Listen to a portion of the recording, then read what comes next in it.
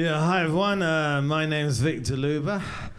So, grooming's definitely got a bad name these days. Definitely gone out of fashion. It's kind of ironic that Russell Brand, of all people, should be accused of grooming. I mean, that's never struck me as one of his strong points, to be honest. I mean, that hair of his was all over the place, for fuck's sake. I mean, that was like a bad hair decade. Actually, the other day I saw a van with a big sign painted across it saying dog grooming. I mean, what kind of sick shit is that, for fuck's sake? And talk about hiding in plain sight as well. Anyway, a lot of people are saying that Russell Brand is a bit of a misogynist. So that got me thinking about misogyny. I think there's definitely a big problem with misogyny in our society today. There's just nowhere near enough of it. It's okay, don't worry. That was obviously just a joke. But actually, on the topic of misogyny, like, I mean, who are the sort of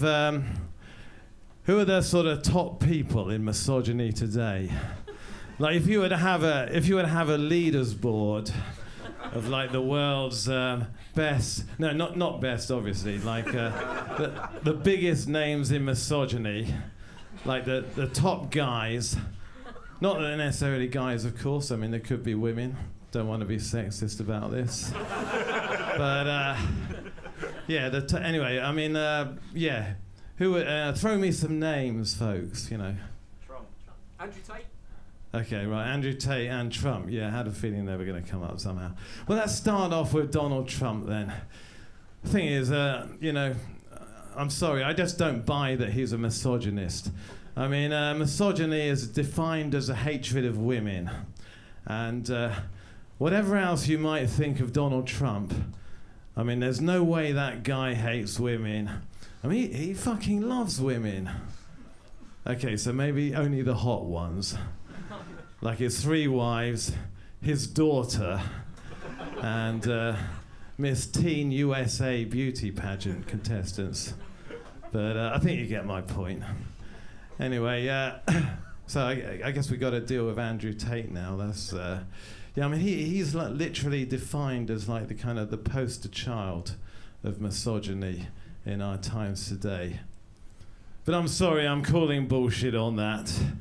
I mean, this is a guy like with a webcam studio that was full of hot East European women, and you're telling me he hates women. I mean, come on. I think you look like you're enjoying this quite a lot. Yeah. I think I've exposed a potential Andrew Tate fan here. It's okay, don't worry, we're not going to judge.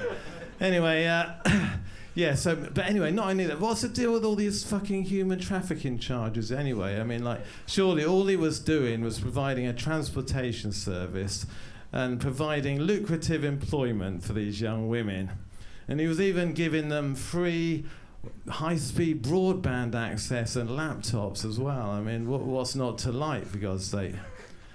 Okay, I think it's time we move swiftly on anyway. So, now, you'll be forgiven for assuming that I'm not that young.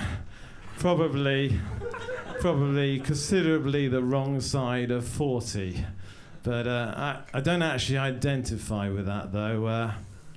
I'm actually trans age. Yeah, I identify as 25 years old. Just because the year that I was assigned at birth was 19... you don't need to know the exact year. But I refuse to be defined by my so-called biological age. Actually, I got misaged by my doctor the other day.